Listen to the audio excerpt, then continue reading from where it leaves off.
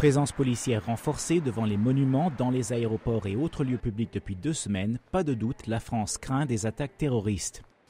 La menace terroriste est réelle. Et notre vigilance est donc aujourd'hui renforcée. La France prend la menace d'autant plus au sérieux qu'elle reste la cible de groupes terroristes à l'extérieur. Ainsi, l'enlèvement le 16 septembre par l'organisation Al-Qaïda au Maghreb islamique de 5 Français, un Togolais et un Malgache, tous employés au Niger du groupe nucléaire français Areva.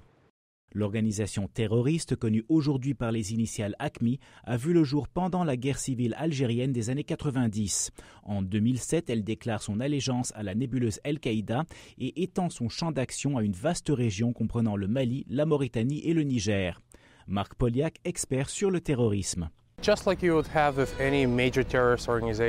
ne s'agit pas d'un seul groupe, mais plutôt d'une série de petites cellules qui entrent dans la nébuleuse et démontrent leur loyauté à l'idéologie d'Al-Qaïda en commettant des actes terroristes. Par ailleurs, ces groupuscules se créent des zones de refuge en achetant, pour ainsi dire, les habitants de régions désertiques et isolées, en leur donnant de l'argent ou par d'autres moyens.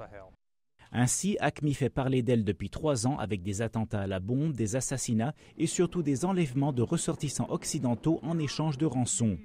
Face à la menace, les pays de la région tentent d'organiser une stratégie commune. Par ailleurs, les États-Unis suivent la situation de près et tentent d'aider les États comme le Mali à renforcer leurs capacités militaires avec entre autres des livraisons de matériel. La France a dépêché des soldats au Niger depuis le rapt des employés d'Areva, mais affirme ne pas envisager pour le moment d'action militaire. L'AQMI, quant à elle, met la France en garde contre, selon ses termes, toute stupidité. Robert Daguillard, La Voix de l'Amérique à Washington.